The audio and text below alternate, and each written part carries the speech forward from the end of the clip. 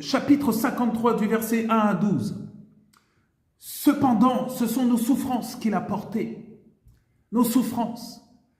C'est de nos douleurs qu'il s'est chargé. Et nous l'avons considéré comme puni, frappé de Dieu et humilié. Mais il était blessé pour nos péchés, brisé pour nos iniquités. Le châtiment qui nous donne la paix, frères et sœurs, est tombé sur lui. Et c'est par ses meurtrissures que nous sommes guéris. Alléluia. Nous étions tous errants comme des brebis.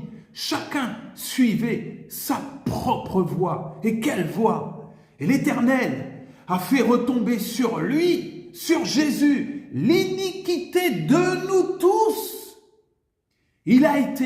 Jésus a été maltraité et opprimé. Jésus n'a point ouvert la bouche, semblable à un agneau qu'on mène à la boucherie, à une brebis muette devant ceux qui la tondent.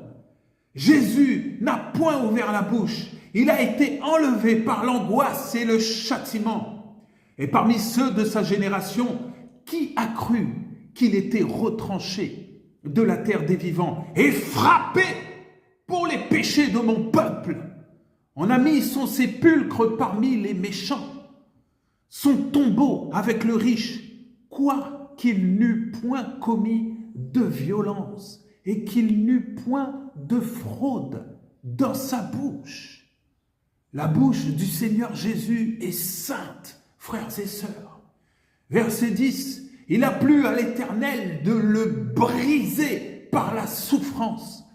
Après avoir livré sa vie en sacrifice pour le péché, pour mes péchés, pour tes péchés, pour les péchés du monde entier.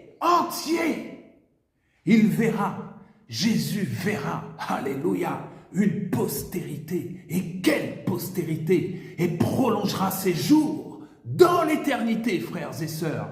Et l'œuvre de l'Éternel prospérera entre ses mains, entre les mains du Seigneur. À cause du travail de son âme, il rassasiera ses regards. Par sa connaissance, mon serviteur juste justifiera beaucoup d'hommes. Alléluia! Et il se chargera de leur iniquité. Merci Jésus. Merci. Merci Seigneur. Merci.